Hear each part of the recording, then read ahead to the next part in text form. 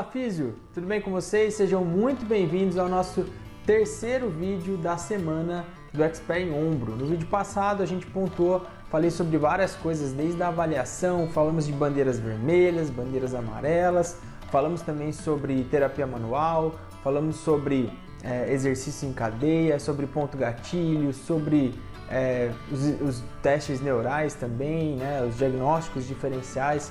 Então eu falei sobre tudo aquilo e nesse vídeo agora, no terceiro vídeo da nossa semana, eu vou falar sobre como realmente eu faço isso, como eu faço desde a avaliação até o tratamento, o que eu uso, o que a evidência aponta que dá realmente um resultado interessante na maioria dos casos dos pacientes com condições dolorosas no complexo do ombro.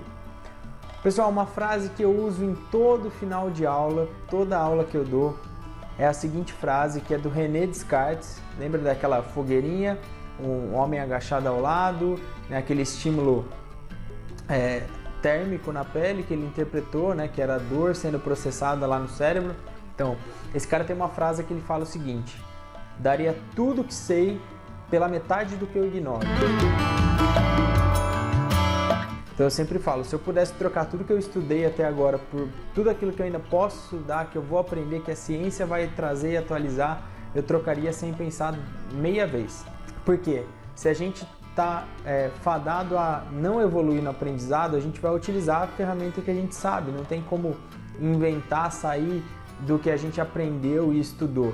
E aí os seus atendimentos vão ficando redundantes, né? Sua atuação vai ficando redundante e você não consegue mudar. Então só tem um jeito de ir crescendo, é adquirindo conhecimento. Por isso que eu falo, daria tudo que eu sei pela metade do que eu ignoro. A partir de agora eu espero que esse mapa que eu vou desenhar para vocês daquilo que eu faço, pautado em evidências, ele te ajude a criar esse raciocínio dentro do tratamento das condições do ombro. Assim, uma vez o conhecimento adquirido, não tem como voltar atrás, você vai sair com uma evolução dessa semana e é o que eu espero, é o resultado que eu quero alcançar com você assistindo esses vídeos e acompanhando essa semana do Expert em Ombro. Então, ao falar desse mapa, eu quero que você realmente possa utilizar o que eu estou compartilhando com vocês a partir de amanhã, que você já coloque isso no seu raciocínio, nos seus atendimentos, assim como, por exemplo, o depoimento do Arismário, que é lá de Caruaru, que você já viu aqui também. Ele tem outros depoimentos aqui embaixo que você pode ver. Ele fez a maratona do ombro e conseguiu realmente já aplicar aquele conhecimento de maneira imediata. Isso acabou agregando para ele nos atendimentos. Mais uma vez, essa é a meta, é o alvo que eu quero alcançar com você aqui nessa semana. Olá, meu nome é Natália, eu sou fisioterapeuta e hoje eu venho aqui contar um pouco como foi a minha experiência em ter realizado o curso com o Ramon sobre atualização na reabilitação do complexo do ombro. Foi um curso que me trouxe muito conhecimento, principalmente em relação ao manejo clínico do paciente através da teoria e da prática baseada em evidência. É um curso dinâmico e prático que busca com que a gente tenha um raciocínio clínico muito melhor através da assertividade e da efetividade, desde a avaliação até a alta do paciente. Então eu super recomendo que esse curso seja feito, caso você ainda não tenha feito, porque ele é um curso que ele abre a sua mente, ele é um divisor de águas e te torna um profissional melhor. A partir de agora eu vou citar alguns casos clínicos reais que me ajudaram a construir raciocínios e que vão fazer com que você entenda melhor as abordagens que eu vou comentar. Então eu vou começar com um caso de uma paciente mais jovem, paciente de 22 anos, que teve alguns episódios de subluxação da glenomeral, e essa paciente chegou para mim após um último episódio, onde houve a redução, foi uma subluxação, e ficou ali imobilizada por uns 3-4 dias, a dor melhorou e logo após isso, ela sendo altamente indicável para cirurgia, mas ela não queria fazer a cirurgia. Então ela me procurou para a gente tentar um tratamento conservador nesse caso. E nós começamos, o primeiro ponto, né, como foi a avaliação. Só pelo histórico, a gente já entende que existe provavelmente uma hipermobilidade do complexo do ombro e talvez uma hipermobilidade generalizada nessa paciente. Como avaliar isso? Eu trabalhei com o índice de hipermobilidade generalizada, ou índice de hipermobilidade articular generalizada, onde a gente faz 9 testes, 9 pontos. Se o paciente pontua 5 desses 9, a gente acredita que ele tem uma hipermobilidade generalizada. Então, quais são os pontos? A gente pede uma extensão do dedo mínimo. Se essa extensão passar de 90 graus, conta 1 ponto. Cada lado conta 1, então são 2. Depois a gente pede uma flexão de punho e uma extensão aqui do polegar. Se encostar lá no antebraço, ó, eu não consigo, já conta mais 1 ponto de cada lado. Então 4 pontos. Depois a gente pede para a paciente fazer uma hiperextensão, né, dos cotovelos, e ela tinha uma hiperextensão, então mais 2 pontos. Por penúltimo, a gente pede a extensão dos joelhos, se houver hiperextensão, mais 2 pontos. E o último é encostar as mãos no chão, fazendo uma flexão de tronco ou flexão de quadril em cadeia fechada, seja, encostando as mãos lá no chão. Então essa paciente tinha todos os pontos e ela tinha o histórico, que é o mais importante. Eu falei no vídeo 2 isso. A HMA é imprescindível para que a gente entenda o que está acontecendo e pode dar muitos indícios já do caso. Bom, para confirmar, né, contando a história, descartando que não vinha o trauma recente, já tinha saído de um período mais agudo, já não estava com tanta dor, eu fui avaliar força. Ela tinha um déficit de força, principalmente de rotadores laterais, rotadores externos, do lado direito, que era o lado do ombro acometido, né, o ombro que tinha sido subluxado algumas vezes, e do outro lado também uma insuficiência muscular generalizada de membros superiores. Não era uma pessoa muito ativa fisicamente, mas o lado direito em especial apresentava uma fraqueza, principalmente nos rotadores laterais ou externos. Outra coisa que eu avaliei por desencargo de consciência, você vê a HMA, ela já me trouxe, né, mas eu quis confirmar uma instabilidade multidirecional, principalmente para a região anterior, que era o mecanismo que ela tinha subluxado o ombro. Então fui lá, fiz o teste de apreensão e relocação. Tá? São testes complementares de instabilidade, paciente em decúbito dorsal, abdução a 90 graus de ombro e 90 graus de flexão de cotovelo. Você faz a rotação externa passiva, observa o semblante do paciente. Se ele apresentar uma apreensão na rotação passiva, teste positivo. Depois eu estabilizo a glândula numeral e retesto esse movimento e vejo se muda a sensação dele. Então, teste de apreensão, teste de relocação. Claro que foi positivo para essa paciente também, né, gente? Estava bem claro ali para mim que eu estava diante de uma instabilidade multidirecional do ombro e uma paciente que tinha instabilidade generalizada como um todo. Nesse ponto de vista, o que eu procurei trabalhar? Eu exigi muito da musculatura, eu queria ganhar uma ativação muscular inicial, lembrando que ela tinha pouca força de modo geral no membro superior. Trabalhei abdômen em conjunto com o ombro, que é uma coisa que as cadeias cinéticas têm trazido uma evidência legal a respeito do assunto. Então passei exercícios que eu chamo, por exemplo, de escalada na parede, né, com elástico em torno das mãos. Passei exercício de rotação externa, combinando com a cadeirinha encostado na parede, fazendo rotação externa, diagonais, e também acrescentei, já que era uma paciente jovem, foi saindo do episódio recente, foi, né, saindo daquela fase que realmente a gente tem inflamatória ali tecidualmente, eu comecei a fazer também um pouquinho de pliometria, seja com a bola na parede, mão na bola, oscilando a bola, ou uma bolinha de areia de 1 kg, onde eu consigo oscilar, né, fazendo alguns exercícios. Então basicamente foi isso que eu fiz desde a avaliação até o tratamento. Interessante que ela tinha alguns pontos gatilhos que arremetiam, lembravam a dor dela. Então isso também foi algo interessante no tratamento dela, alguns pontos gatilhos de supra, alguns pontos gatilhos no próprio bíceps também, que radiavam aqui para a região anterior. Então esses pontos gatilhos provavelmente apareceram como uma consequência do episódio de subluxação e eu tive que abordar esses pontos também. Então isso, de maneira geral, foi o que eu fiz com essa paciente de instabilidade. Vou contar outro caso agora para vocês de sintomas de impacto. Vamos lá, vamos falar de sintoma de impacto então. Paciente também jovem nesse caso, paciente de 32 anos, não teve um episódio traumático, porém estava treinando, fazendo crossfit e ele percebeu que ele foi perdendo a capacidade de fazer a elevação do braço, os movimentos com a barra para elevar acima da cabeça. Isso começou a incomodar, a dor foi aumentando até gerar incapacidade no movimento em si, até para fazer barra E o detalhe interessante desse paciente é que para fazer uma elevação, quando eu pedia para ele fazer o movimento só de elevar o braço com a mão para cima, acontecia uma rotação automática, principalmente o lado sintomático, que era o esquerdo dele. Então eu pedia para ele elevar o braço como se estivesse segurando um cabo de vassoura aqui, fazendo a extensão de punho, e aos poucos, quando ele ia subindo, a mão esquerda ia girando, ele não conseguia manter em rotação externa. Isso foi bem interessante nesse caso. Então foi algo que foi acontecendo aos poucos, insidiosamente, não teve um trauma pontual e agudo, com sintomas de impacto. Então eu já identifiquei isso na HMA. Descartei então red flag por trauma ou uma dor muito desproporcional e contínua. Ele tinha uma dor ao movimento, que era a elevação do braço, principalmente em rotação externa, né, do ombro, e isso foi interessante no caso dele. Os testes ortopédicos, eu apliquei então o cluster de impacto, que é o cluster da Michelin, né, de 2005, onde eu fiz 5 testes. O primeiro, teste de NIR, teste passivo, positivo, né? Representou a dor, submeteu a dor que o paciente sente no ombro.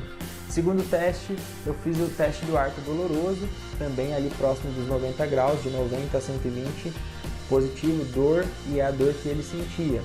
Depois eu fiz uma rotação externa resistida, uma rotação lateral resistida, incômodo também, só aí eu já teria 3 dos 5, já poderia até parar, vamos dizer assim, mas complementei com a lata vazia, né, o job resistido, também apresentou a dor do paciente, e por último o Hawkins Kennedy, que é o mais sensível desses testes, e obviamente também foi positivo. O déficit de força não era tão grande, não teve uma inibição muscular, apesar da dor ter vindo aumentando ao longo do tempo, mas sentia-se ali que realmente era algo que não afetou a contração muscular do ombro. Mas quando a gente for olhar os periscapulares, e essa é uma dica que eu comentei no vídeo também, atleta, mesmo que amador, pratica ali por lazer, é um atleta overhead. Então eu preconizei olhar um pouco a discinese escapular, realmente ele tinha uma discinese escapular tipo 2, que é quando eu tenho a projeção da borda medial da escápula, nos movimentos de elevação e abaixamento, de mais ou menos 10 repetições, com carga, se for homem ou mais de 60 kg, a gente preconiza 2 kg de carga para fazer a margem de cinese, se for mulher 1,5 kg. Isso é uma projeção de um artigo, não tem muita contestação, então a gente usa dessa maneira. Então pensa que o paciente tinha dor na elevação, sintomas de impacto, não tinha um déficit de força da articulação do ombro, mas tinha um déficit periscapular, e dor ao movimento. Como foi a minha abordagem no tratamento desse paciente? Eu resolvi então ganhar o movimento primeiro, eu fui direto naquilo que apresentava maior dificuldade. E eu apliquei a técnica de Mulligan, então eu fiz um glide antero-posterior com a lateral, borda lateral da minha mão, e a minha mão atrás das costas dele, ajudando a escápula a fazer a rotação superior, que era algo que ali também estava limitado. Então, conforme ele ia fazendo a elevação, com o Mulligan, a dor melhorava, mas lembra a rotação que eu falei? Ele ainda apresentava essa rotação, quando eu pedia que ele ia rodando para dentro e não conseguia sustentar. E aí eu mudei um pouco o foco, em vez de fazer o glide antero-posterior e ajudar na rotação superior da escápula, eu vim e fiz um glide axial, eu fiz uma tração no húmero com uma leve rotação externa. Quando eu segurava o braço dele nesse glide, né, axial, lembrando que ele ia fazer a elevação, mas o meu glide estava tracionando. E aí ele conseguia fazer a elevação sem a rotação. Então foi muito interessante, a dor sumiu, ele ganhou o movimento, e aí eu comecei a trabalhar periscapulares, sempre trabalhando naquela visão de cadeia, periscapulares, abdômen, né? E ele também, assim como o primeiro caso que eu comentei, tinha ali pontos gatilhos, principalmente periscapulares, romboides, trapézio intermediário, trapézio médio, bem aparentes, e tinha assim um padrão de hiperatividade do trapézio superior, bem ou mal, não quer dizer que o trapézio que estava sendo vilão, mas que as outras porções, os outros grupos musculares estavam trabalhando um pouquinho menos do que deviam. Então eu mantive o foco em até não mudar a discinese, mas ativar a musculatura, usar o Mulligan para ganhar movimento sem dor, e teve uma resposta muito interessante, ele foi evoluindo super bem, claro, sempre passando tarefinha para casa também. Então esse é mais um caso aí do começo ao fim, para vocês entenderem um pouquinho do que eu faço. Compartilhando mais um caso aqui com vocês, é um pós-operatório, paciente homem ciclista, caiu, teve uma queda da altura da bicicleta, teve uma insolação, né, praticamente desmaiou, teve uma queda em cima do braço, uma fratura ali proximal do húmero, mas não foi uma fratura articular, o que ajudou muito, e foi resolvido então com procedimento cirúrgico, colocação de uma osteossíntese ali fixada, e que é muito bom também, né? A gente consegue mexer um pouco mais rápido nesse paciente. Então o paciente chegou para mim já operado, não fiz o pré dele, ele chegou por indicação pós-operatória. E a primeira coisa que a gente começou a trabalhar foi o ganho de mobilidade, lembrando que eu não tenho um reparo de manguito, eu não tenho nada nesse sentido, eu não estou falando de uma prótese, então uma osteossíntese, uma placa fixada, né? Uma placa filos ali fixada. E eu comecei então a trabalhar a mobilidade, os primeiros graus de ganho de abdução, flexão, tudo de maneira passiva. E ao mesmo tempo eu já comecei a estimular com o paciente sentado uma mobilidade torácica e depois também uma mobilidade cervical, retração cervical, mobilidade torácica, porque aí eu começo a mexer no ombro de maneira indireta. E já nas primeiras sessões eu gosto muito de fazer algo onde eu encaixo o espaço amplo da mão, o web space, exatamente no ângulo inferior da escápula. E aí eu faço força para cima, para elevação, e o paciente faz uma depressão escapular, mantendo a pressão na minha mão. Então eu já começo a ativar os periscapulares desde o comecinho, claro, controlando se o paciente está tendo incômodo ou não, analisando todas as questões, levando em consideração que era uma cirurgia ali com uma placa, não era uma cirurgia articular, então eu poderia fazer isso. Então desde o começo fui trabalhando a questão torácica, cervical, mobilidade ativa, mobilidade passiva do complexo do ombro, e a gente foi evoluindo nisso. E um dos exercícios que eu mais gostei de trabalhar com esse paciente e que foi interessante era o wall slide, quando ele deslizava a mão na parede e ia abrindo. O que acontecia? O que a gente chama de sinal de Sjögren, é que ele faz esse tensionamento, que ele começa a subir, ó, como a escápula ainda não consegue fazer uma rotação superior devido a pouca amplitude de movimento, ele começa a compensar aqui, ó, e vai fazendo isso aqui para fazer o wall slide. E foi a principal comparação que a gente foi fazendo ali ao longo do tratamento, além de, é claro, a comparação da amplitude de movimento, mas no wall slide a gente conseguiu perceber realmente a melhora, o que eu gosto de chamar de reeducação escapular, que é ativar a musculatura novamente. A gente percebe às vezes uma hipotrofia grande ali pós-operatória, de ínfra principalmente. Então trabalhando isso, desde o comecinho onde eu trabalhei lá a resistência escapular, isso me ajudou demais. E esse paciente, o legal dele, do tratamento dele, que ele era ciclista, principalmente de mountain bike, ou seja, trilha, terra. Ele ia encontrar ao sair da fisioterapia, ao voltar para o ciclismo, um terreno instável, né? Uma superfície que provavelmente ia gerar uma trepidação ali no braço dele. O que eu fiz? Eu coloquei um bozu, aquela meia bola, ao contrário, né? Então a meia bola para baixo, a parte resistente para cima. Coloquei ele apoiado com as mãos ali, com o tronco inclinado, então ele em pé, de frente para a maca, bozu em cima da maca. E comecei a gerar as trepidações, gerar a instabilidade, porque era exatamente o que ele ia encontrar, o que ele precisava treinar para quando ele voltasse a pedalar. E eu fui acompanhando ele nesse retorno, desmamando ali da fisioterapia, mantendo a consciência de que teria que manter o fortalecimento de membros superiores, principalmente junto com o tronco, para que ele tivesse uma qualidade ali e pós-cirurgia e também voltando a andar de bike. Esse caso foi bem legal também. Último caso que eu vou compartilhar com vocês. Então a gente já viu aqui nos casos de instabilidade, sintomas de impacto, pós-operatório, a gente já falou de teste ortopédico, já falou da avaliação diagnóstico cinético funcional, né, do movimento lá, lembra do praticante de CrossFit? Então a gente falou de vários pontos que eu considero muito importantes, que fazem parte desse mapa que eu sigo, desse raciocínio. E um último bem interessante, bem ligado ao ponto gatilho, é um paciente que teve dor no ombro após dormir em cima do ombro, acordou com dor, e ele reclamava de dor à elevação. Porém, olha que interessante, ele tinha dor nos últimos graus ali, de 130 em diante. Então eu pensei, poxa, eu vou mexer na escápula, né? Vou mexer na esternoclavicular, fazer manobras de terapia manual, que geralmente ajudam muito nessa amplitude. Então eu fui lá, manipulei torácica, mobilizei a acromoclavicular, esternoclavicular, e a dor não melhorou. Só que eu percebi, quando eu fazia passivamente o movimento de elevação, ele não tinha dor. Quando eu pedia para ele ativamente, a dor aparecia. Falei, opa, tem um ponto gatilho aí provavelmente. A hora que eu pedi uma contração específica para que ele fizesse a elevação mantendo uma depressão escapular, a dor foi muito mais alta. Logo, eu imaginei que ele pudesse ter um ponto ali, principalmente no subescapular, no supra, alguém dali provavelmente estava gerando essa dor. Como geralmente o supra irradia a dor para o braço, pode chegar até na mão de um ponto gatilho, e ele não estava com esse sintoma, estava com um sintoma mais pontual no ombro, falei, olha, eu estou desconfiando muito do subescapular.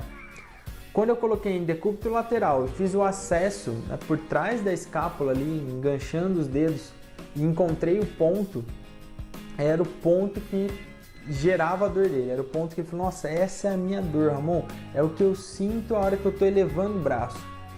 Então vamos lá, fiz a digitopressão, isquemia, usei a mão mesmo ali, uma região que não tem muito o que fazer, né, a não ser com a mão também. Liberei o ponto, quando eu repeti o movimento, ótimo, a dor tinha zerado. Foi impressionante isso também, foi bem interessante.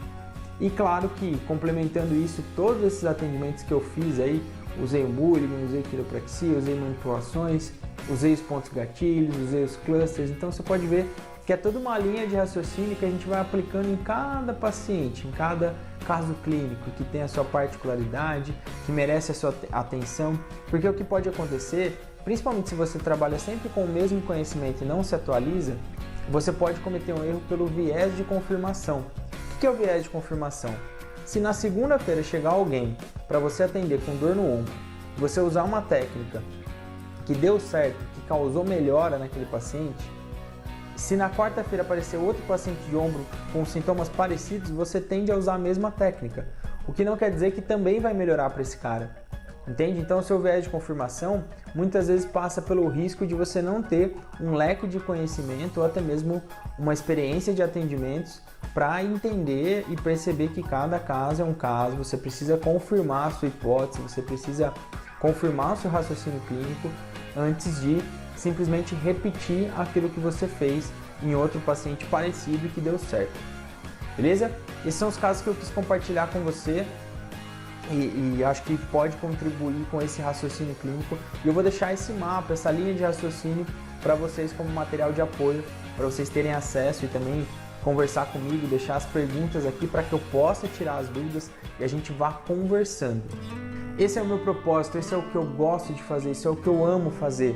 Ser fisioterapeuta, ajudar pessoas com dor, compartilhar conhecimento dentro do que eu estudo e posso com outros profissionais como você que está assistindo agora, para que você aumente a efetividade, para que a fisioterapia cresça, sempre pensando em prol do paciente, o cara que vai te procurar, porque ele está com dor.